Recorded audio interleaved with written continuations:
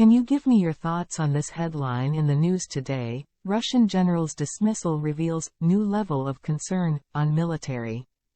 Sure. The headline Russian general's dismissal reveals new level of concern on military is a fair summary of the recent dismissal of Major General Ivan Popov, the commander of the 58th Army in the Zaporizhzhia region of Ukraine.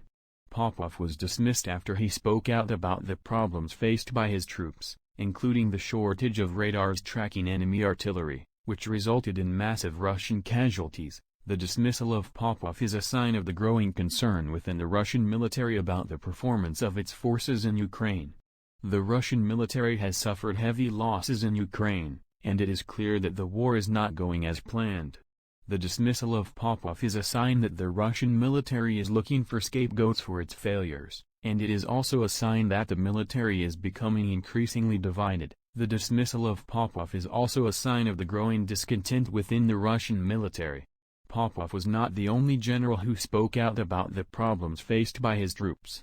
In recent weeks, there have been reports of other generals who have been critical of the war effort. This discontent within the military is a major challenge for Russian President Vladimir Putin. If the military becomes too divided, it could become difficult for Putin to continue the war in Ukraine. Overall, the dismissal of Popov is a sign of the growing concern and discontent within the Russian military.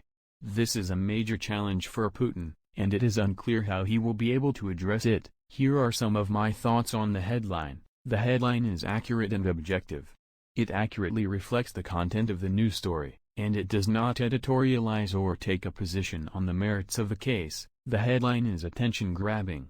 It uses strong language, such as new level of concern, which is likely to get people's attention. The headline is timely. It was published shortly after the dismissal of Popov, which means that it is relevant to current events. Overall, I think the headline is a good one. It is accurate, attention-grabbing, and timely. It is a fair summary of the recent dismissal of Popov, and it is likely to generate interest in the story. Bard, can you please discuss what you think may have happened to the general, when considering Putin's experience in the KGB? Do you think he is still alive? Sure. It is difficult to say for sure what happened to Major General Ivan Popov after he was dismissed from his command. However, given Putin's experience in the KGB, it is possible that he was arrested or even killed. Putin was a member of the KGB for 16 years, and he rose to the rank of lieutenant colonel. The KGB was the Soviet Union's intelligence agency, and it was known for its ruthlessness.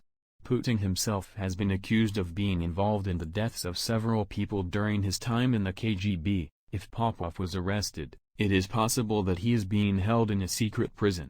The Russian government has a history of imprisoning political opponents and critics in secret prisons.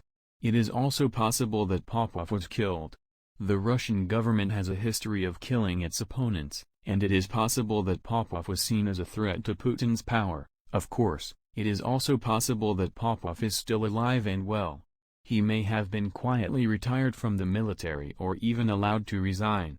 However, given Putin's past, it is more likely that Popov met a more unfortunate fate. I hope this helps. Do you have any knowledge where Putin has arrested men that were never heard from again? Yes, there are many cases of men who were arrested by Putin's government and never heard from again.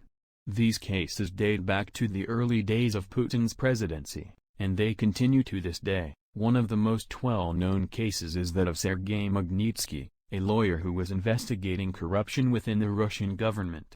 Magnitsky was arrested in 2008 and died in prison in 2009 under mysterious circumstances.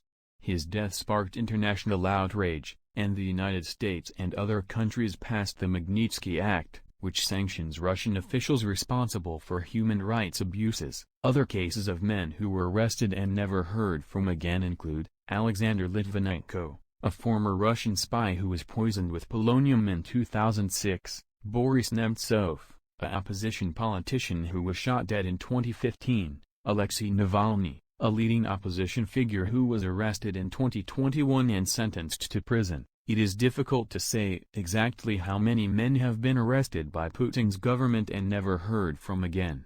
However, It is clear that this is a widespread practice, and it is one of the most serious human rights abuses in Russia today. It is important to note that these are just a few examples of men who have been arrested by Putin's government and never heard from again.